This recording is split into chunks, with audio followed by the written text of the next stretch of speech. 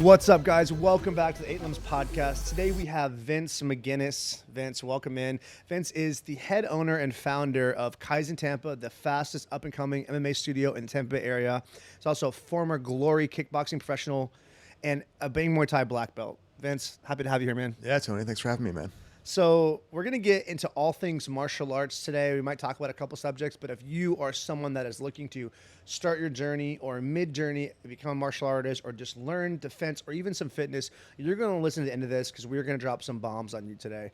So I want to kick it real casual here. How long have you been a martial artist since day one for you?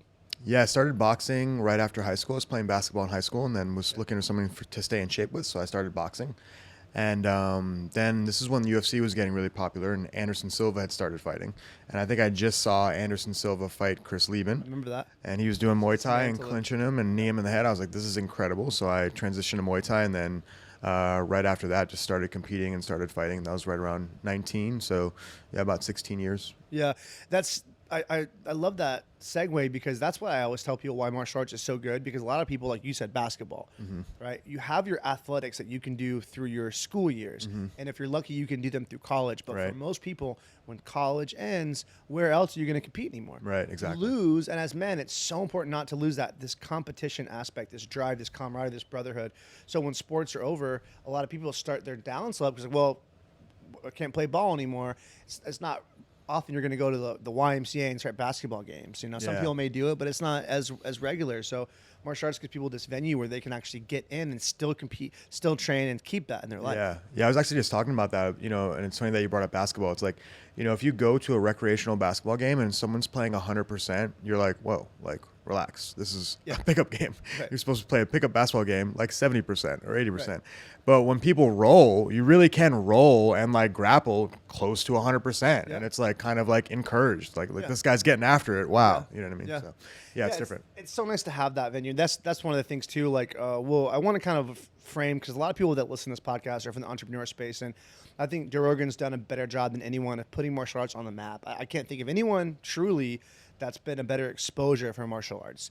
And he's so, it's kind of biased towards jiu-jitsu, I guess, but I'd say he's non-biased as far as he gives striking a lot of credit, a lot of dues. Right. I remember one of the videos that he posted, he was showing that Russian boxer that was beating the shit out of those 4 guys in the streets. Have you seen the video? And he was like, always use striking if there's more than one person. I'm not grappling there. And it's like, some of the jiu-jitsu guys can be so like, oh, jiu-jitsu. No, dude, you're going to knock someone out and get out of there, not get on the ground. But that's one thing that jiu-jitsu gives you the ability to do, is that because you're able to spar by the person tapping, you're not getting hurt that often. So you can roll at 100%. And it's really nice to be able to, analogy would be, take the car up to speed. Like feel your body at that 80%, 90 mile an hour speed where you're breathing, you're in fast reaction mode, you're feeling their reactions, and it's over and you're exhausted. You're like, man, that was dope. You almost got that right there. And it's fun. The environment's fun. Sparring and striking, you have to dial it back unless you're like right about in camp. But you know, why is that? Just so I understand, like, why is it not good to spar hard all the time? Yeah, it's just like your body just can't take the wear and tear as much. And, you know, especially when you're first starting out, you don't really understand how to take a punch, how to take a kick, the proper way to block, the proper way to defend. So it's, you know, a lot of times it's like little car crashes that are happening over and over until your defense can catch up to your offense. Then once your defense catches up to your offense, you should be hard sparring, you know, once a week or something like that if you're trying to fight and trying to compete. But if you're just a hobbyist, then, you know, anything like 60, 50%, just to get your reactions and kind of just have fun and get into something that's not as regimented as just drills are always good. Right, yeah, you can get hurt, so the potential for injuries there. And I think one of the biggest risks is potential for knockout. Like, if you knock out your teammate in sparring, you're a dick now. Unless you're asking for that. Yeah. Because, like, now he's going to have to take the rest of the round off. He's going to have to now he's not there for you. Right. And if you've been knocked out, you're not going to spar that same day, I'm hoping. Right, yeah, you're going to go home and be like, yo, I'm not doing this anymore. 100%, so you have to be aware. So it's like, it's nice to have the variation of all those things, you know? Yeah, and the speed of jiu-jitsu is a little bit different. It's a little bit slower. You're not just going to all of a sudden be in an arm bar or all of a sudden be in a rear naked choke. Things kind of happen, you know, in chronological order, from passes to things like that to positions to submissions. Whereas stand-up and striking, things can happen like very quickly and very fast. So sometimes it's better to go a little bit lighter with that. Yeah, I agree. So let's take it about Kaizen for a second. what's caused Kaizen's rise? Like Kaizen started, I was actually not even living in the area when I first heard about it. I remember just seeing, like, it looks so cool because the building was aesthetic. But now, I mean, everyone, it's hard to miss what Kaizen's doing, from the social media content to the virality on YouTube to the huge new facility to the fighters that are winning championships to everyone's always posting there. What is the reason for that? Like, why has it grown so much? Yeah, thanks. I just think we have a really great community. We all support each other really well, and a lot of that starts from the top. And the reason that I started Kaizen was I feel like something like this was missing in the Tampa Bay area. It was. We had a lot of jiu-jitsu instructors that are really great jiu-jitsu practitioners and jiu-jitsu coaches, but really haven't transitioned over to the MMA side of things. And we had some Muay Thai and some kickboxing gyms that really weren't like at the highest level. I felt like that was out there, that was like attainable and reachable. And so I just started the gym with just like passion and not really trying to make a bunch of money or trying to be as profitable as possible, but Started really in the park, right? Yeah, actually, I was at Gracie Pack, and I had a falling out with the owner, and yeah, we ended up just like teaching classes out of a park for about 4 months. I love that story. Yeah. I thought about that the other day because I saw your most recent video, and like the production quality is getting so good. Shout out Jacob Cease for that. And I'm like, no one's doing this right now. And I remember hearing Chandra say, like, what was it, 4 years ago? You guys were in a park. Yeah. And so it's like cool to see that meteoric rise. Cause it's like, of course there are bigger gyms. You've been to the ATT headquarters. I've been to that headquarters too. When you see something like that, the size of a Walmart, you're like, okay. Yeah. It's cool to see what things can grow to. Yeah, absolutely. But in this area, Kaizen's like the biggest, and it's packed. The mats are always packed. But for just starting in a park, it's a cool story to see that. So you guys are onto something. I think that community is part of it. Why do you think? And I've experienced this myself, and I have a tremendous respect for my jiu-jitsu coach. So when I say this, I'm saying this with, it's more just not knowing. We were never offered striking. Mm-hmm. Striking was never even encouraged when I trained. It wasn't something that he was just like, the way I would have taught to us would be like, why take the risk? He's like, you've seen those movies where the guy's winning 80% of the stand-up battle and he gets knocked out. Mm-hmm. He's like, so never take that risk. Always use jiu-jitsu close the distance. And I let myself believe that for years. Right. Until I really, what really opened my mind up, Vince, was sparring at your gym. Yeah. Sparring at your gym was when I was like, it's hard to take these guys down than I thought. Yeah. And I'm getting hit the whole time with gloves on, and they're not hitting me that hard. Right. And I was like, oh my God. I was like, so I had to really close those gaps up. But why do you think that most people are not offered striking at the jiu-jitsu schools? I think, again, it kind of touches on what I was just talking about with the jiu-jitsu culture. And you have these really high-level jiu-jitsu coaches who have kind of taught this way for a long period of time and really do believe in what they're saying. And I would say that probably 80% of the things that they're saying are true and are right. Yeah. But if you are all of a sudden in a street fight with a college wrestler that you can't take down, your jiu-jitsu is not going to do you so much good now. And now you're going to be in a fist fight. And, with the evolution of martial arts and MMA, obviously Royce Gracie had a giant head start on everybody with his jiu-jitsu. But this day and age, a lot of people know a lot of things. And if your takedown defense is good and your grappling defense is good, you're going to end up in a kickboxing fight. So, I think now that's basically what we're doing is you need to know everything. You need to be a good MMA fighter and at least have some understanding of grappling and striking and wrestling. This episode of the Eight Limbs Podcast is brought to you by Nootopia. Nootopia is an amazing nootropic solution for any entrepreneurs or high producers out there that are looking for a solution besides the traditional Adderall or Alpha Brain. Nootopia is a fully customizable box with 12 different compounds. I have personally been taking this for years. I have my entire team taking this as well, and it is an absolute game changer. There's some days you want to be social. There's some days you want to lock in and get focused data entry work, and Nootopia has a solution for you on any day. Use code Salazar to save 10% off. Yeah, I got to touch on the Royce Gracie part because that's so true. Like, I started jiu-jitsu in 2006, and that was early compared to a lot of people now, but at the time, that wasn't that early. The guys who started the Dirty Dozen started in like 90. Right? And so Jocko Willink is one of those. He knew about jiu-jitsu before Royce fought in the UFC, and he was like, we had magic powers back then. Right. And I felt like I had that too. Like in 2006, 7, 8, 9 to 10, I felt like that. Any of my buddies, and I was like a blue belt that would come into that gym, I could play with them.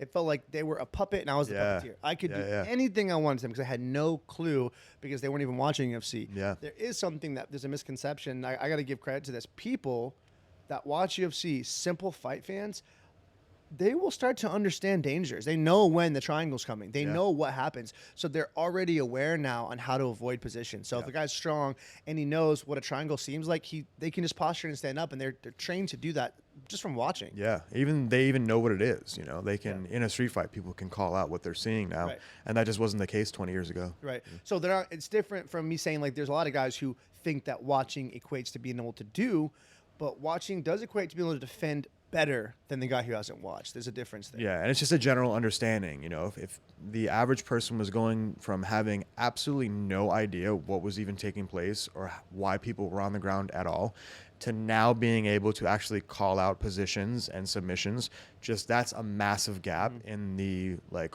overall intelligence of the average person and the evolution of martial arts in general. Yes. So as a coach, you have to take that into consideration. Yeah.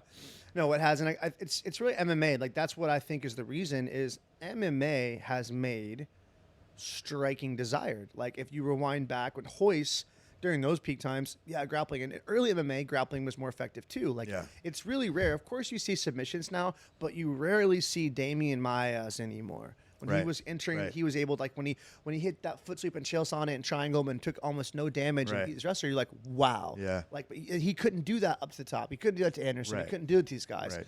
And so it's like there was this ease that jiu-jitsu practitioners could just slice through people. And now that's really going away because these guys are training this anti-jiu-jitsu game. And so then striking makes it like, well, you have to have that. You cannot compete MMA as just a grappler. Yeah. Shout out Ben Askren. Shout out Crone Gracie. We all see what happens to those guys. And exactly. you can't end up like those guys. So you have to have it. And obviously guys like Connor, you know, that Izzy that do spectacular things and have the swag and the riz, and they're entering these things and they're just like, you want to be that, and striking's fun. So having a gym that focuses around all of it is, I think, the difference. You could have opened a kickboxing gym and just did kickboxing. And so the guys would have been like, well, I'm not going to go there because I need to go to Gracie, Tampa. But you're like, you bring in grappling coaches, you bring in wrestling coaches, you have this room, and it's like Kaizen's the sparring spot. Yeah. That's where everyone's going, you know? It's like, 100%. I think it equates kind of to how I say, like, why did John Danaher become John Danaher? If you think about him, the unique cyclone of him was, one, him being a brilliant dude, him being an obsessive person, him being in the right place at the right time for the college degree, finding jiu-jitsu. But if John Danaher had a coach like most Brazilian jiu-jitsu black belts, he would have never been given the freedom to develop this leg game. Because at the time, jiu-jitsu guys were very anti-leg locks, heel hooks. It was like, no, this is how we do things. He had a guy like Henzo who traveled the world, was like the coolest, known to be like the coolest Gracie. And just kind of like whatever. A true like Renaissance man was like, do whatever, I don't care. Like, as long as you win, just do whatever.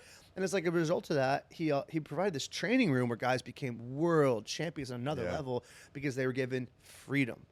And I feel like that's one thing Kaizen embodies is like there's freedom there. People can train how they want. I love the environment when I went in there. Where, yes, the classes start and it's strict when the classes are on, but people are drilling moves off to the side. They're trying this. Oh, let me try this submission. That's how it should be because it's exploratory, you know? Yeah, I was just talking about that today actually after sparring, and about how, you know, a lot of people who are looking to fight are amateurs right now, and they're not getting paid to be there, so it shouldn't be a job. And in fact, 90% of these people are paying to be there.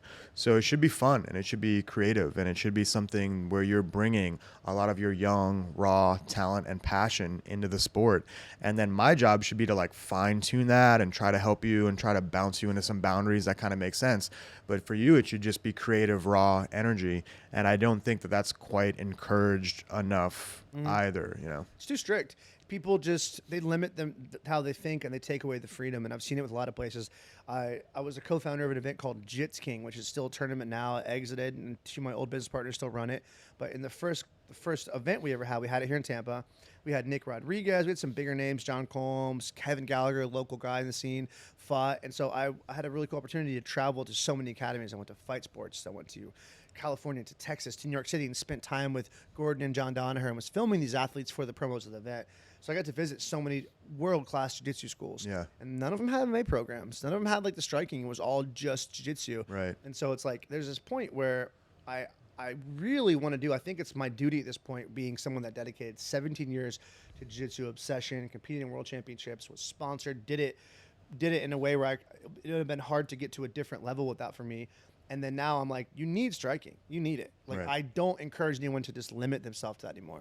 And I say this all the time. If I'm in a situation that I have to fight someone, I'm rarely going to be looking for the takedown. I look at it like jiu-jitsu is like my concealed carry gun. If I get tackled, if I end up on the bottom, I'm going to choke you out. Yeah. But if we start in a neutral position, I'm going to be looking to land heavy shots. Yeah. And I think that's just a safer way. You're on your feet, you're looking around. Like, you know, what are your thoughts about fighting, not MMA, not sport, but self-defense street fight? You and your girl are on a date, and someone walks up and they're trying to pick a fight with you. Yeah, I agree with that. You know, I think it's tough being on the ground. It's not a mat. You don't know what you're on top of. If you're on top on glass, on concrete, what's going on. You don't know if he has any friends, what's going on, like in your peripheral. Certainly, if it's multiple people and you're going to the ground, now you're at a very strong disadvantage. So yeah, it's tough. It's all case by case, and you know, and then striking wise, I would say you definitely don't want to be throwing any punches because your hand can break really easily, and you don't know where your punches are going to land. True. So I would say like low kicks, knees and elbows, and clinching is definitely kind of where you want to be at to remain safest. What are your thoughts on the palm strike? Open palm, yeah, the Boss open palm. I like it. I've never really like trained it or used it, so I don't know. You knock dudes out with it. Yeah, you can crack somebody. Hard, you know, it's hard. you know? Yeah, I think this part of your hand is like they say as strong as your heel, basically, or almost as strong as your heel. Feels like it. You can land. Yeah.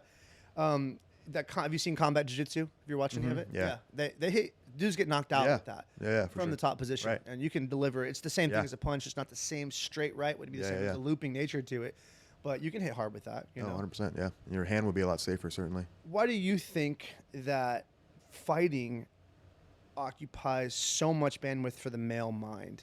Because even if you don't train, you think about it. Yeah. Why is that?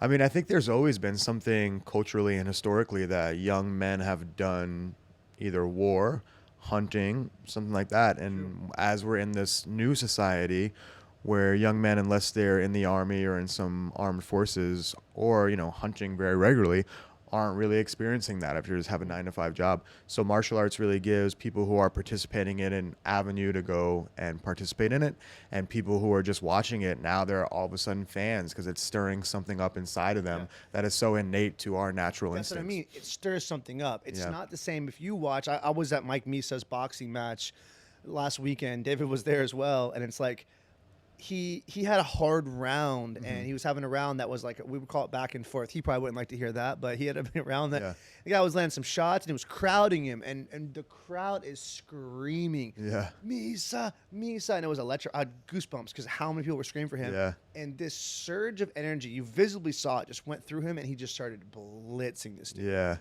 And it's like that came from feeling. It's like we all have that thing. It charges us to see. Like 100%. even our girlfriends who don't want to get in fights are like, God, that was incredible. Like that, it stirs something way more than like a football game or even a basketball game. Like it's rare that someone's going to shoot a 3-pointer and you're going to go, oh my God. Exactly. It could be a game-winning shot. Right?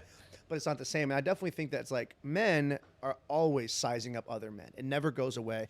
And it's one of the reasons that people, I think, in social settings aren't able to fully be themselves because they're just afraid of what if. There's always this implication of if this guy gets disagreeable, if he doesn't like what I have to say, what if he wanted to fight me? And for some men, that's a terrifying thought. And they don't even want to go there. You notice some of the most people that are not afraid to be themselves are like, hey, I can fight. I'm not going to. I'm not going to assert that on you. Because of that, I have this nature. I'm like, hey, I don't really think that's the case. And you can agree in a calm way. Right, exactly. Yeah, I mean, I think, you know, to just touch on fighting more in relation to other sports and just like what it brings up in us, you know, if you're at a basketball game or a football game and a fight breaks out, I'm watching the fight. Everybody's attention goes to the fight. Why is you know, that, if though? you're at a fight, like why? And people start playing one-on-one basketball, nobody cares about the one-on-one basketball game. And I think that, you know, we just have like, you know, in the Roman times, it was life or death. It was as extreme as it gets. It was like the true dramatic human story of life and death. And fighting is as close as we can get to that story without the dire consequences of that story. And that's why it's so powerful for us, I think. And I think it's something that has always been very revered and respected. So like I was watching the movie King Arthur, the one that has Charlie Hunnam in it. It was a good, I don't know if you've seen it. It's a Guy Ritchie film. It's really good, actually. Really cool how they do it. But he cuts the Vikings' long beard off as a way to disgrace him and let him live. And the Vikings like, just better kill me. He'd rather be killed than have you cut his beard, which means he was defeated in battle. And you think like where tattoos came from was a Samoan culture. If they survived a battle, they'd go get tatted. try another battle, get tatted. So as a while, why are women so attracted to tattoos? It became he has survived. He's hard to kill. Right. My man's hard to kill. He's Yeah. covered in tattoos. I mean, Interesting. my man's hair is super long, and so it's like it's always been very, very respected from the female sense of he can keep me safe. My man's hard to wound or hurt or kill. Yeah. They really value that. But also for men, it's so true. Like Rogan said it best. He's like, you can be a phenomenal basketball player. You can be good at ping pong, tennis, you know?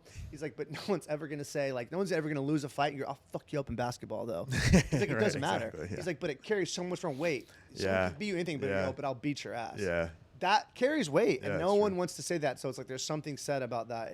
It matters, which is why you're seeing this huge surge of martial arts. I think martial arts is bigger than it's ever been. Yeah. You know, bigger Yeah. than it's ever been right now. And because the amazing UFC and some of the other promotions are entertaining people, ESPN signing it, you know, so it's more mainstream. Right. And, Yeah, that's big. and athletes taking it to the level where they're just getting so good Yeah. that it's like they're doing magic on each other. So Yeah, people want to 100%. see it. And you're seeing this huge thing now, even women are going towards martial arts, where it really wasn't that common before. You have a female champion. You've got some phenomenal females, thumpy, hard-hitting females. Yeah. Yeah, some of my hardest working athletes are my female fighters. Why is that? I agree with that. When I coached jiu-jitsu as well, I felt that. I actually coached teens. Yeah. And when I coached teens, the girls would always out-focus, out-train, out-technique the boys. Yeah. Always. I think it's like a character thing. I think if you're a woman, you know, it's already rare that you're going to be a woman and decide to go into martial arts, so the percentage is already a lot lower. So you think about that person's character who already is willing to show up to something more uncomfortable than the guys are willing to show up to. Yeah. And so I just think they're much more determined and much more headstrong to achieve a goal, that they're not even letting the uncomfortability of being the 10% sex in the room get in the way. they're that already want. there. So they're kind of already there, and Yeah. then once you start giving them some guidance and they kind of latch onto it and it clicks for them. Yeah. I agree with that. And also, there's probably the nature of, it's like that with females in jiu-jitsu. We had a female, she's actually a black belt currently. She won worlds at blue, purple, and brown. She was one of my best friend's wives. Her name's Erica Ebanks, John Ebanks' wife. And so when she would go to compete in tournaments and she would finally get there, and a girl her own size and weight class, she would destroy these chicks. Yeah. Manhandle them. Right. And she's like, that would be the first time I get a girl. Right. She grappled us Yeah. every day. Right. Big, strong men. So she was just like, her technique was getting good. Yeah. She was getting smashed. And finally she's like, oh, bitch, you're light. Right, It was right, like- right, right. It changed like that. I think Yeah. when women are in environments where it's mostly all men, they just get tougher by default. 100%. They have to get tougher Yeah, because yeah. they're getting kind of tossed around and Yeah, absolutely. always feeling like whatever. Then they get the girl in there and they outwork them. Controversial topic, but I want this to be said too. We tried this before. Would you recommend that striking be the first route for female self-defense? If a girl wanted to learn to protect herself, Right. not cage fight, not for sport, she's like, I want to learn to fight to defend myself against some guy trying to mug me, would striking be the move? No, I definitely think striking wouldn't be the move. You know, we were talking about before just on different circumstances and when you're going to use what and why. And, you know, just if you're automatically at a giant size disadvantage, with most women are going to be at a size disadvantage Yep. compared to men, striking just isn't the most effective art. I mean, this is why jiu-jitsu and grappling are so effective, because if you're the smaller person, you know, you have an opportunity to neutralize someone who's a lot stronger and bigger than you are. So I would always say, from a self-defense perspective, a woman should always and children should always kind of start with jiu-jitsu first. Yeah. Yeah. I talk about that a lot because as much as I love striking, it's way too common that women, I've heard this, being known as a martial artist, and I'm sure for you because you own a martial arts academy, people just DM you and message you all the time on martial arts advice. And Right. they're not even, hey, I live in Wisconsin, where should I train? Like, I don't know. I don't know what's Yeah, up there. You know, I right. don't know what that means, but I go to jiu-jitsu school is what I'll tell them. And it's like women are drawn towards boxing because it looks cute and they see these kickboxing gyms and it looks fun. Yeah. But like, I'm gonna learn this. I'm like, listen, you could train. I believe this. Like, you could train boxing as a female for 6-7 years. Yeah. And a dude that's untrained will knock you out. Yeah. You Well, might land some yeah. shots, but it's rare you're gonna get a knockout punch. Yeah, He's it's gonna just grab like, you, you toss know, you around, yeah. manhandle you. Unless you're the 20% of females who really understand how to generate power and be explosive, it's going to be really hard to defend yourself in that To get in the situation. position to land that knockout, because the guy's just going to be looking to rush you and Yeah. grab you, and you have to be prepared to deal with that. So even some grappling is needed in that way, unless you're really working clench work. So Yeah. I was to women, I'm like, boxing's fun if you're going to fight a chick, but like I wouldn't suggest doing that against a dude. Yes. Having said that, Stephanie Calderon will lay out 185-pound man. But yeah, that's few and far between. I agree. So Stone Cold Steph, we know you got the heat. I remember holding for her a couple days in there, and I was just shocked. Her right hand was so strong that I was like, I would laugh, and I'll tell her, and this is her personality, like she would start to want to laugh to acknowledge the compliment for a second, then she'd get pissed again. Then she's like, yeah. Back to she's not there playing games at all, you know. So yes, there are women that that being said, that can land hard shots, but for the casual female who's just the gym bunny who like goes to the gym to work glutes and says, I want to learn self-defense so some guy can't abduct me one day. I don't think striking's the move for you. I think carrying a taser, carrying a gun, and learning some grappling to get away, to be evasive. It's never telling women to fight men. Get away and then run. Get your ass out of there. It's not like, oh, we're going to beat this guy up and have this glory where you're standing above them. Like Michael Chandler when knocked out Tony Ferguson. It's not that, you know? Internet topic. I asked you this before, but I want to get it on air. What do you think of Andrew Tate's stand-up when you see him hit pads versus what he looks like in the cage? Like, talk about him kickboxing. What did he win in? I don't know the league he was in. I don't really know. I don't know too much about his kickboxing. I know that he kickboxed a few years ago before it got as popular as it is now. Like I think it was pre like Glory with the television. Yeah, and I think he came from more of a traditional martial arts background. Like he seems like more of a Taekwondo style kickboxer. But yeah, I mean, I think at that weight, to be so fluid and be so fast, he's not the most technical, but I think at that weight you can kind of get away with a lot more at a higher weight class. And I think he seemed to be having a lot of success. So yeah, not the most technical, but it seems like he really was able to use his athleticism and his speed. Right, that's the beauty of it. Some people can look really pretty hitting pads, but they may not be able to land the shot on you if it's just live time. And I've not seen one video of him hitting pads that I think he looks good. I'm like a year and a half, 2 years into striking. If someone asked me striking, I would say I'm at blue belt level is what I would consider myself right now. But I don't see him looking very clean. I'm like, he looks sloppy. Because I focus so much on technique. But he's also knocked dudes clean out that were kickboxers. So it's like, you know, it's like with grappling. You know, you get some really explosive, athletic people in the grappling room. Might be only a blue belt level, technique level, but they're just using their explosiveness and their speed so well that they get away with a lot of things that you wouldn't normally get as a more like technical practitioner of the sport. Do you watch any of his content? Do you watch stuff he talks about? Like how? No, I don't really watch it too much. I like a lot of his message when he talks about martial arts. Like he makes a lot of his focus obviously is on martial arts, because when you're a lifelong martial artist, part of your identity becomes who you are at a certain point. You just are that thing, and I agree with a lot of it in that way where he does it in a way to troll. But he posted a video and he's like, a lot of people say it's so important to be smart. You should be smart. Oh, I know a guy who's an engineer. He goes, I'll fuck you up. That's it. He's like, what does that mean? He has this whole bit he went on where he's like, you're a smart guy, so you're arguing with me. And I say 2 + 2 = 5. And you said, no, 2 + 2 is 4. He's like, we begin to argue. Then I begin to get enraged, and I rip your arms off and kill you. He goes, then who's smart? You're dead. And he's like, at a certain point, being strong matters equally. Because if you can't defend your ideals and defend your positions and defend yourself, your intellect doesn't really matter. And like he's doing it to get reactions to arguments, but there's a lot of truth in that. Yeah, there's some truth for sure. It's like be both. I think that's what you're seeing. A lot of people that understand that you need to be both. You know, I think you've done a good job of that. I would consider you as to be an intellectual. You're not that. You don't act like the typical like. When you think those old school like martial arts, MMA tap out movies, you never act like that. You don't present like that. You don't speak like that.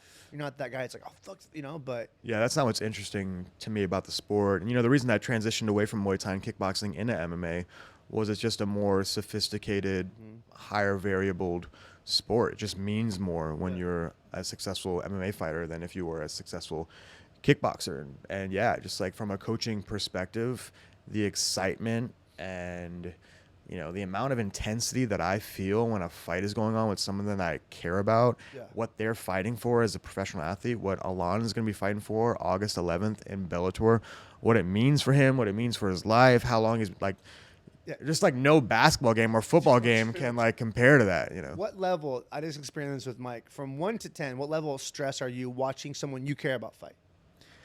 Yeah, it really depends on the it depends on the level. And especially me, I've seen a lot of fights and I've been in a lot of corners at this point. So, you know, if it's an amateur fighter, it's his first couple of amateur fights, I'm pretty chill. You know, it's like watching a hard spar. The world to them. Yeah, it means a lot to them, but you know, you want them to win for them. But I'm so conditioned to it. But like, you know, Alon fights, and I'm pretty like high stress. Exactly, close to them. Yeah, I mean, I'm watching Mike, and I know how much it means, how much he puts into it. And I'm watching the fight, and I was like, before the fight, my girl's like, "What's wrong? You seem so stressed." And I was like, "I am stressed." I was like, "I'm mad stressed." Matter of fact, like, don't talk to me. Yeah, I was like that. I swear I was like that. I wasn't really in the mood to like chit chat. I was just like, 2 more fights up. Yeah. And afterwards, I was so chill, so talkative. But it's like when you know how much it means to them, you're like, man, like I've been there too, knowing what he's going through right now and going out. Yeah, especially Mike. You know, he's a pro. This is like probably his last like little run right here, so it's a little bit different. Yeah. Right. You want that to win. Who right now do you get really excited to watch fight in the UFC? I know we got a fight night tonight. I'm gonna be ordering it at my house. Yeah. Who's your favorite fighter? I really like Ilia Topuria right now, and Jack Dale Magdalena is really good as well. Ilia Topuria fights at a 145-pound division in UFC. Yeah, I mean, Ilia Topuria right now is like basically a contender. He probably is going to fight for the belt next. He'll probably fight Volk next. Really good boxing, really good grappling. You know, to the point now, like I said earlier, I was starting as a striking, kickboxing enthusiastic fan, fought for glory. But now I'm to the point where if I'm watching MMA and these people can't wrestle or can't grapple, I'm just like, I don't enjoy it as much. Like, to me, that's not the full expression of the art, and you're not at the highest level if you don't know how to mix it all together. So would you... I think GSP takes that cake for me when you think about the first person to show what a mixed martial artist could do. Yeah, 100%. I think that like GSP set us into this new era where the Russians are having so much success, and he really started that. You know, like you were talking about before, you know, we're talking about Royce Gracie. We started Royce Gracie. Then we kind of went like Anderson Silva, and that was like a lot of striking. Jose Aldo, that was a lot of striking. And then we had this Russian insurgents, which was all like wrestling, top position, grappling, and we're still kind of in that phase for the most part. And I think a lot of that was due to GSP. He was the first guy to do it. He could go in there and knock dudes out with head kicks. He could choke them out. He could wrestle. He took down Josh Koscheck multiple times, and everyone was like, how's he going to avoid the wrestling of Josh Koscheck? And he's like, I'm just going to wrestle him. And like no one really thought to go that route before, and it was really cool to see. And I agree with that. Like being well-rounded to me is so much cooler as a fan, but also respectable as a man. And like, yo, like it's hard to train all of them. And hard, it's difficult. You know, like what would you say is the most valuable skill at MMA? Wrestling. I agree. Yeah, it's not even the ability to control where the fight is. So why is it the most important? Yeah, I mean, I think from a strategy and a technique standpoint, that's it. Is that you can control the distance, you can level change, you can mix things up. It's really hard.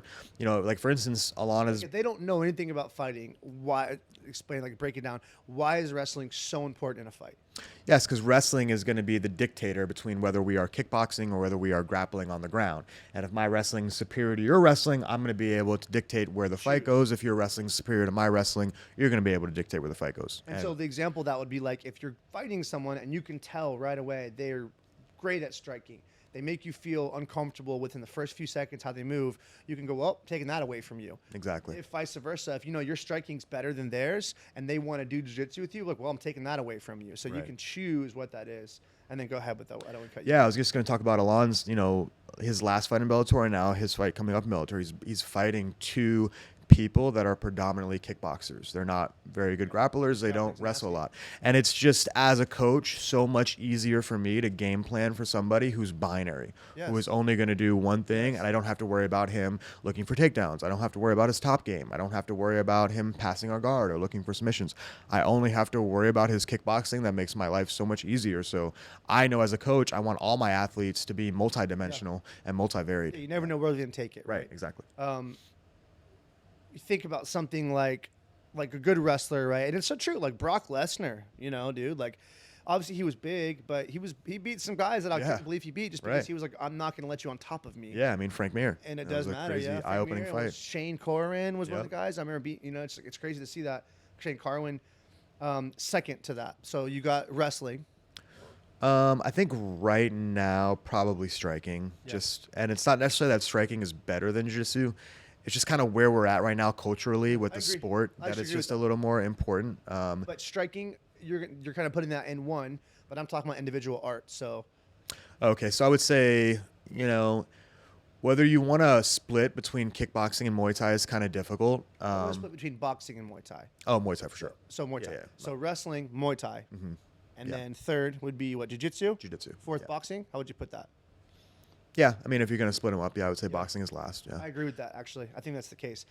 choose where the fight goes in standing. If it stays standing, you have the heavy And, shots, like, you have you all know, the weapons, you have the elbows, you have the right, knees, you have the awareness exactly. of the lower body. The caveat to that is that, you know, punching's much more important than kicking and kneeing and elbowing.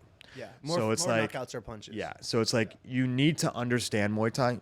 Muay Thai as a whole is more important. Right. But I can knock you out with a right hand in the first round, in the second round, in the third round. It's the most efficient thing that I can throw to end a fight. Yeah. So boxing is always going to be like super important Yeah. in the striking arts.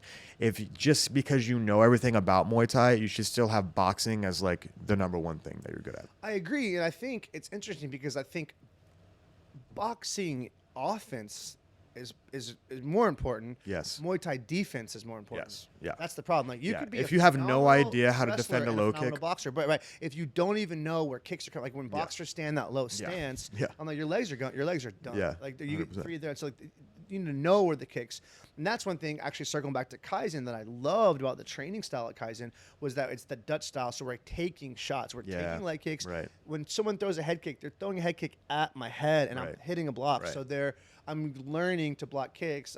Alex Korpaida, who went and fought in Thailand. Do you know how that went down for him? Yeah, you told me that story. Buddy of ours, and he's a beast. Just to do that, he took the kind of random solo trip for a month by himself to Thailand, Yeah. living his life, living his 20s, goes out there and ends up training at Tiger Muay Thai, and then a fight opens up. Yeah. And he's like, fuck it. I love that about him Yeah. so much because I probably wouldn't have done it. Right. Yeah, that's awesome. Against a pro, like a pro Yeah. Muay Thai. And he got head kicked very early and just split open. They stopped it because the cut. He didn't quit. Yeah. Props to him, but it was a very bad gash. Yeah. It was like Christmas Eve. I remember I was on the way to my family in Plant City and I was watching on my phone while driving. Yeah, it's tough. Watching this fight stream live. And it's like, that's it. And then immediately after, he responded, he's like, dude, I want to start getting to Kaizen. We don't block enough head kicks. He said this. Mm-hmm. Yeah. Where he trains at. I don't want to say Right. the gym, but it's so true. Like you blocking the lower body is, I think, more important than throwing the shots. Yeah, 'Cause 100%. if you have a good right hand, a good left hand, you can knock someone out.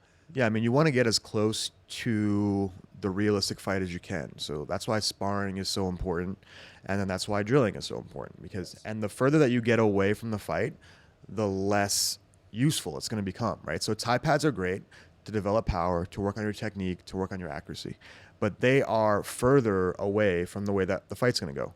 The Dutch style drilling, okay, maybe I can't kick you at 100% power that I can kick these Thai pads. But same target. But targeting, accuracy, our flow in between That's the it. drills. It's huge. And I felt so much better yeah. for sparring like that. I felt Right. so much more prepared for sparring. Yeah. And even that now, like one thing I noticed, like Mike holds pads for me boxing. I do a lot more boxing now, and I like how he holds because he holds really close. Yeah. He holds pads for me close. Yeah. And he always tells me, you're not going to throw a hook here, dude. And Yeah. it's a really bad habit if you throw your hook 6 inches in front of their face because they're just going to Right. not be there. Right, ever. right. So he's really good about, like, when I throw my shots, he's always moving back with my jab because he moves back with me because like Yeah. my head's bouncing Yeah, back. absolutely. Yeah. And there's something that when I see people, like other people holding pads at Crunch Gym because there's like striking there, or like people video their pad work with their coaches, like these 9-round kickboxing, these Mayweather boxing. They literally believe they're learning how to fight. Right. And they're really just doing cardio. Yeah. And I'm like, you're not going to hit anybody with those shots. Like if they Yeah. see one, they're just going to boop, boop, boop. So there's something different about the accuracy. Connor said it after he beat Aldo. Remember his quote? You got to remember his quote, right? Yeah, precision beats power, timing beats speed, something like that. That's it. And that's the truth. When you really look at that sentence. Yeah. Precision beats power, timing beats speed. Yeah. Land a precise shot, and it's more important than a super heavy shot that's 2 inches off target. Right, 100%. So, like, how important is it to land a shot? Incredibly important. Yeah. So, when these guys are training and they're not prepared for that, and that's the difference in a good coach and a bad coach. Like, a bad coach will allow their students to do something for years because it's how they were trained, Yeah. and ignore a trend in the community and go, that I don't even need to look at that. That's not how we Yeah. do things. Like, dude, your job is to study everything. Yeah, A absolutely. good coach is going to study all trends, Yep. see what's good, what's bad. Let's take it, Yeah. let's move on. And I definitely felt that way about just the city in general. And shout out to Mike. He's a great coach. That just for as a side, that is how you want to be holding pads. You want to be moving them, and you want your hands close, right? Because I want your cross to land where your hook is going to land, and this should all be a spherical target that's like representing a head. Yes. So if I'm holding for you two different targets over here. It's almost like you're punching different people. And yeah, as far as coaching in Tampa Bay area goes, I always felt like that was lacking. I always felt like that was lacking when I was coming up as an athlete, that I didn't have a coach who was like as passionate, as excited about martial arts, about techniques, about competition as I was. And so that's when I knew I kind of had something that these other coaches weren't going to have, was just like that innate drive and passion about the sport and to compete. Just to be able to love it enough that you're always like, something I loved when they talk about John Danaher was Rogan and Gordon Ryan on the podcast. You might have seen this clip. Gordon's talking about what a weird guy Danaher is. Not his mentor, so he's not hating, but he's like, he's mad weird. Like he's weird.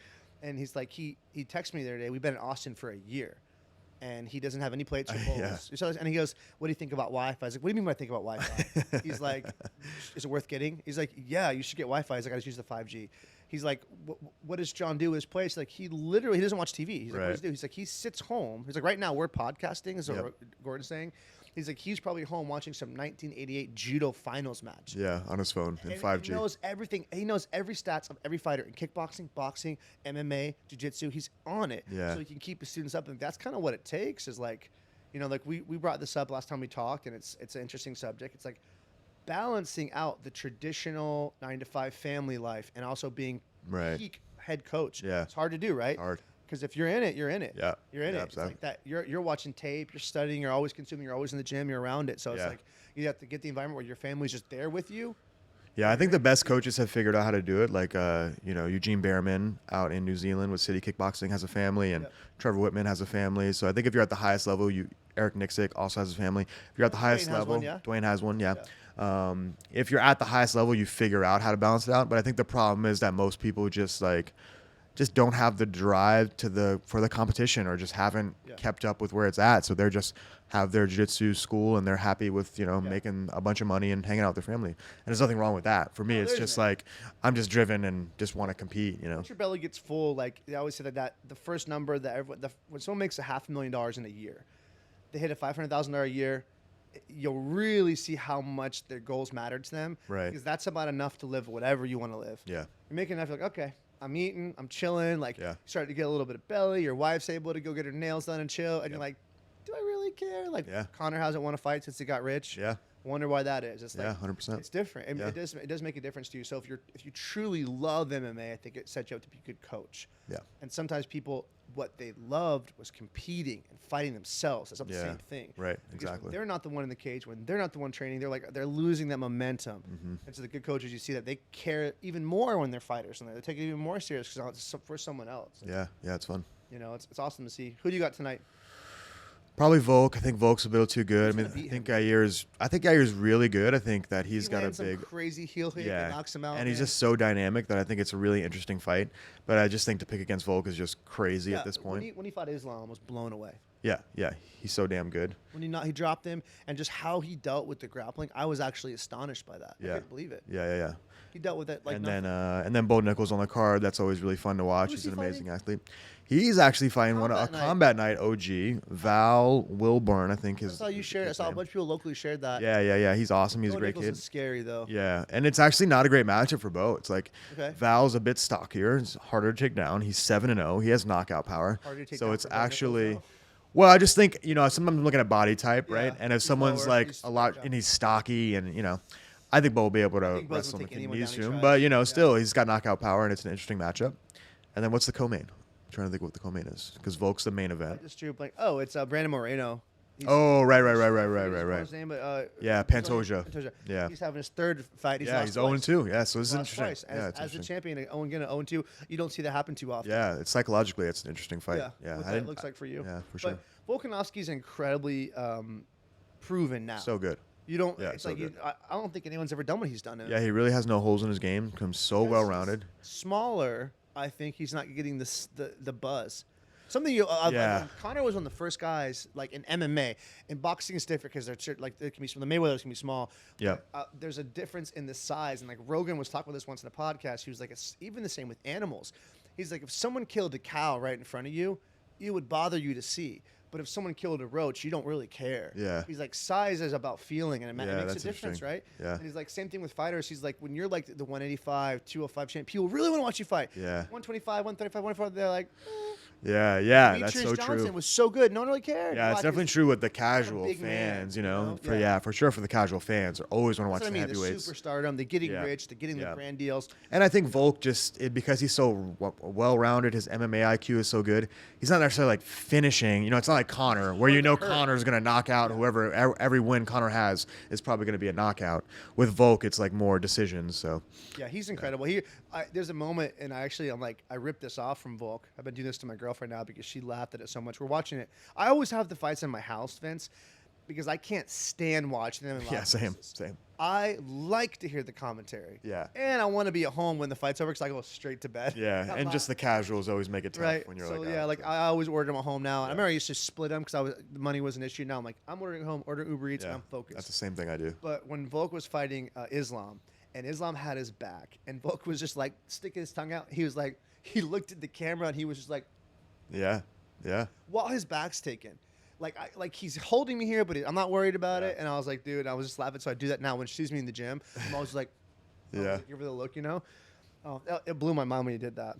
Yeah, he's so mentally tough. He's got all the physical attributes, but it's more so like his MMA IQ and just like his grit. And I don't know if that was like a rugby thing or where he learned that, but he's just so mentally tough. Yeah. Or he's that guy. Like I Right. love watching. Like I watched the Viking show. I watched the King Arthur. He would be that dude. Yeah. He would be that dude that would not have been killed yet. Yeah. And he's 40 and he's like the scary one leading the troops and he's Yeah. just crazy. Yep. Like, oh, you're afraid to bleed? Cuts his own self. I'm bleeding now. Let's go to war. Like Yeah, that. yeah. I feel like he's that guy.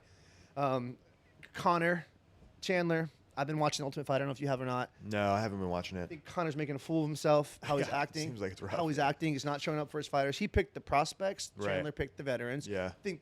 I think Chandler picked a good one. And he's like, yo, these guys have already fought. All I have to do is change their mindset and they can win. Yeah. So he was smart, and he picked that. Connor picked prospects first because he won the coin okay. toss. So Chandler's like, I'm happy with that. I Yeah, wanted them right, anyways. right. Well, he's just kind of a dick. He's like the Connor thing. No one's really supporting because when you're not winning, you shouldn't be acting like that. He's winning in business. I get that. He's got an enterprise, but Chandler's really stealing the fans. I think because he's just like a good dude. Like he's Yeah. super dedicated to his team. Yep. He's helping, and they're 5-0. They've Well, won I think every it's like single fight. it's a coaching thing as well. Like, even if you look at Connor's coaches, like obviously Connor had a really great success, Right. but if you look at his team, you probably can't name another teammate of his, Right. There's this guy Gallagher who fights at Bellator, but I only know him because I'm a fight nerd. Right. The average person's not going to know that. Chandler's got a solid team. And Chandler's got a solid team. And, Connor is such a great athlete, has innate things that he does that aren't necessarily the most Teachable. technical or teachable. Yeah. And How so do it's you teach really someone to be that hard to fast? translate those things. Whereas, Chandler he's more technical. He's had to work a lot harder than Connor has because he doesn't have these natural physical abilities. Right. And he's got a little bit of a better team around him, I think. Yeah. And the veterans that's huge. Like you have a lot of experience over Chandler's someone a else. juggernaut too. You think about him, like he just tough as shit. His Yeah. Gaethje fight, I just rewatched it because it's on UFC now to promote this fight, or it's on YouTube, and I'm watching. And I'm like, I forgot how many shots he ate. Yeah. Yeah. Yeah, and his wrestling is so good, but he just will refuse to use it a lot of he's times. just so yeah. tough, But Yeah. 5-0, Connor's flipping shits, making a fool of himself in the fight. Do you think they're gonna actually fight? The coaches. Yeah, I don't know. It seems like it's kind of up in the air right now. There's like a date hasn't been selected. I'm not sure what's going on with Connor, if he's in the USADA pool or not. I have some photos of him I saw recently, which is like so clear. Recent photos of him with his family at like a pool, and he's got like a breakout, like on his shoulders and his back. And it's Yeah. like he's 1,000% on the tea tree oil. Yeah. And how are you going to get off that and be at your best? And you got to get off it for 6 months. So it's like, Yeah. even if they fight, then it's going to be 6 months from Yeah. now So- before he can even get into a camp. Sucks for Chandler to have that because he deserves the money for the fight. But what's cool about it is like Chandler, even if he's not the best of the best, he's a great brand builder. He's building a brand. Yeah. He's worked with some of the biggest fitness brands Yep. already, Yep. and he's just a true like American role model. Yeah. Where it's like he's so gonna marketable. come off on this on top. Yeah, he's so marketable. Everyone loves him. He's got all these sentimental pieces. He's doing nice stuff for his Yeah. team, for his guys. Yeah. Like, so his stock is increasing with this Right, show. 100%, I don't yeah. think they're gonna fight, but I love the Ultimate Fighter. I wish Connor would. It sucks. I feel like his legacy is gonna end so different than it started. Yeah. I looked up to him so much, and when he blew up in that first couple of years, he was the first person I think in history. I remember watching Tony Robbins say this when he interviewed him to go from welfare to $100 million net worth in 4 years. So in 4 years' time, he that's went crazy. from negative bank balance to $100 million Yeah, that's crazy. cash Right. balance. Not even net worth, but like Right. cash in 4 years. And they're like, you've never really seen that in human history before. Yeah, and at the same time, not just a silent, being one of the most well-known athletes on the planet. Yeah. And it's like that meteoric rise, man, it just came at an unfortunate price. And for him, okay, it's on a price because he's got the things, got the success. But do you want your legacy to end with 4 L's and all these accusations and all this court bullshit? Yeah. And everything that's happening? It sucks. Yeah, I mean, he burns so bright, and people who burn so bright like that, oftentimes, it's like ends in smoke and fire. Yeah. And that rise was so cool. Like, I feel like we owe so much to him just to like be able to experience that along with him. Dude, that rise was crazy. I agree. I've never seen a rise like that in sports. I don't think we'll see it again. Yeah. I still listen to the tape. I still listen to those videos of quotes, like there's edits of him quoting shit. Right. And it even gives me chills before the gym. I'll listen to it on the way to training to get myself hyped up to go lift and stuff. And it's so true because like he's saying this stuff before he did it, but I knew he did it. So this is after, like, God. Yeah. It's wild to hear him say this stuff. And that's another thing that I try to tell my athletes. It's like, if you want to be a pro, you need to already start acting like a pro. Yeah. If you want to be a world champion, you already need to start acting and thinking like a world champion. These things don't happen, and then all of a sudden your psyche and your mentality catch up. Your psyche needs to already be there, and then the stuff starts to unfold for you. So true. The last few years of my life, all I've been studying is law of attraction and the old books, the Think and Grow Rich, Science of Getting Rich. I'm studying these things, and it's like, I realize now, like, there's a quote that I love from Bob Proctor, and he says, when you read a book like this, an old book, you'll never notice something in the book that wasn't there before. You're always notice something in yourself that wasn't there before. Yeah. So I go reread information again that I read 6 years ago, and I'm like, oh, I missed the understanding of that then. Now I'm getting it. And so now, like, I've had a lot of success this last year of my life, and it's like I'm realizing that too. It's like you have to already act like you're there. Yeah. So like one of the first things I did to embody that was I went and got some really nice suits, tailored nice suits. And I was wearing suits to places that you really didn't need to wear suits. Right. And some people are like, oh, it's so corny. I'm like, no, bro, I feel different when Yeah. I show up like that. I feel different. People treat me different. Yep. I walk different. I make different impressions. And it's like you can almost act away before you're there and say, oh, you're flexing, you're faking. But you'll be there quick like that because when you believe you are something, people treat you like you are that thing. And it's got to be the same MMA, fighting, success. Yep. Those guys who walk in, but it's like that's the biggest question. The unanswered question is how do they deal with the doubt? You train for the camp, everything, and all. Mike said this. This is Mike me saying like he won his last fight, but this is how he comes out for his fight, and he walks by all of us, and he wouldn't look at anyone. We're right there. We're all ringside. We got VIP tables, and he wouldn't even make eye contact. He was just so fucking focused on the ring, and I was like, damn, he's like pissed. I've never seen him like that before. Yeah. And then he won the fight. Then after he comes and he showers and he comes and sits with us, and I'm like, yo, you don't even look at it. He's like, bro. He's like, I had the best camp. I was so confident. He's like, the night before the fight, my coach texted and said, hey, because his opponent had a 3 times bigger record than him.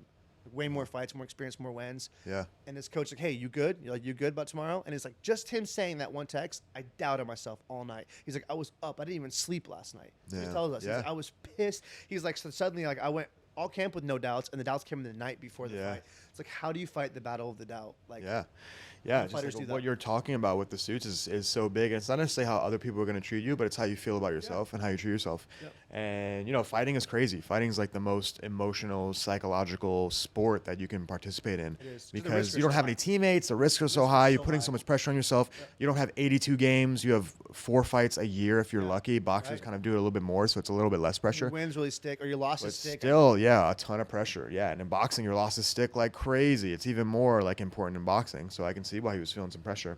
And it's just super important to, like he said, he did all the things right in camp, and you do all the things right in camp, and you feel confident throughout camp. And if you have these one fleeting moments, you can back it up with just a memory full of all your sessions and all your hours that you put in and the way that you felt previously. I deserve to win. Yeah, and without that, when the doubt starts creeping in, then it really does get tough for you to perform at your best. There's a lot to that. The mental game is the greatest game that we're ever going to play in our life. I always say this, like there is no greater work than mindset work. And people can go, oh, that's like one of those motivational quotes on the wall. It's like, no, dude, that's when you really understand this. Yeah. It's the biggest work of your entire life is how to think, how to feel. But there's a book to kind of quote on this. It's not even, it is how you feel inside, but it actually has to do with how people respond to you. And so there's this book called Psycho-Cybernetics, and it's an amazing book. This guy was a plastic surgeon. And after seeing such profound personality changes in his patients, he actually switched careers and became a psychologist and then wrote this book. And Interesting. this concept is that when people had that one thing they wanted fixed, Yeah. they didn't like their nose, their ears stuck out. This one thing they felt like, because this thing I can't be this thing. Yeah. It's like they would get this one thing and they'd have this profound reinvention of themselves, and they would do great things after. Life would would completely change courses. And so there's this thing like how the world perceives you. You feel that. Right. Like Jordan Peterson has this thing he always talks about: never let your children do something that makes you dislike them when they're younger. Yeah. Because if you dislike them, Yeah. someone who's not his parents really doesn't. Right, like them. right. When they feel dislike from others, they start to shut down. Yeah, they that's a act great different, quote. They feel Yeah. weird. So it's 100%. like that in the world. Like if you walk into a room and you feel respect, you feel admiration, you feel like, what's up? You know, like people are like, what's up, man? Yeah. Hey, nice to meet you. You 3 or 4 of those, and you're like, yeah, I deserve this shit. Like, I Yeah. deserve this. And if you don't, and you feel invisible, and you feel like people aren't, you can feel like that too. So how the world responds to you changes. Yeah, 100%. So a couple wins can really change somebody, because once their community knows them now, and now they're coming in, now they're like, hey, what's up? Hey, Steph, I saw your fight. You're killing it. Yeah, right, The social media, you're starting to be like, I actually am that now. And Yeah. they start to believe it. So it's like Yeah. believing you are that to be that. The greats are the ones who believed it before they had other people telling them, though. Exactly. Yeah, it's super Muhammad, important. the Khan, they already knew it. Yeah. How? How do they know though? Yeah. Is he like how? Like that's why there's so few of them. And it's like I don't know if it's some glitch in the matrix, or if they were rewired their circuit board of their mental. But it's like I feel like they just don't acknowledge the doubts. Yeah, it's just that it. You know, that some people have that it factor, and some people are just super mentally tough and strong. And, you know, speaking of that, you know, and it's like about coaching, it's like right now, that's where I feel like I really need to develop as a coach. And that's kind of my plan, is to go on this tear where I'm going to read like 10 sports psychology books. Yeah. And just really hone in on, you know, because there's things that I'm voicing. Like I had this fighter, for instance, who is super talented, really good, gets out to fights and is like shutting down and constantly complaining about chest pain. And I'll be like, man, you went through an entire camp. Yeah. You've sparred way harder than this fight. Stress, yeah. You know, and I know that it's anxiety and stress, but it's hard for me to break through into him because he's so convinced that it's physical. And I really need to like delve into the best way to approach that and to have some really great tools for these athletes. That mindset work is it. GSP talked a lot about this. I remember, and I one thing I actually love about my brain is like my memory is really good about things. So I remember things from like years ago, like fighter stats and fighter quotes and stuff. And I remember GSP, and it sticks with me for years. He says he's like a lot of people, and GSP was coached by John Danaher and Faraz Sahabi, Right. who are just some of the best masterminds. minds in the Yeah. sport. Like they're mental. Yeah. Faraz Sahabi is an absolute wizard. And every time I Yeah, he's listen to that great. man speak about anything, I'm like, I'm listening. Yeah, he's good. About being a parent, I'm like, dude, his parenting Yeah, yeah, philosophy, he's just awesome. And he's like, a lot of people always try to picture themselves winning the fight. He's like, we do that too, and we also they act out visualizations. They walk around, they raise their hand, they pretend elaborately with this team, like doing the announcer. That's what Yeah. GSP's team did. But it's like, but a lot of things that people skip. We do something different. We visualize me losing the fight, me in a bad position. We visualize the worst case scenario. We act it out. And then I visualize how I'm going to flip it to my advantage. Yeah. He's like, I put myself in I'm on the bottom, I'm taking shots. What am I doing here? I hit it. I hit the sweep. It works. I get back up. But he does that. He's Yeah, like, we super spend important. a lot of time in camp on our recovery days doing that, the mental stuff. Yeah. I lay in bed and I just imagine all the scenarios, how I'm going to reverse the bad situations. Yeah, I like I that. was like, that's huge, because huge. The mental part of it is like, you can't just only think, I'm going to bulldoze this motherfucker. Well, dude, you might get hit. Yeah. You might get dropped. You see Right. those guys that come back, and it's Yeah. like they have something different in grit too. So it's amazing to see what fighters can do when they believe this. And fighting is life. That's the thing about it, is why everyone loves it so much. Why? It's life. Like, it's all violence. Everything in the animal kingdom is violence. Like, they fight to survive. They fight for resources. Yeah. We've been doing it for thousands of years. Right.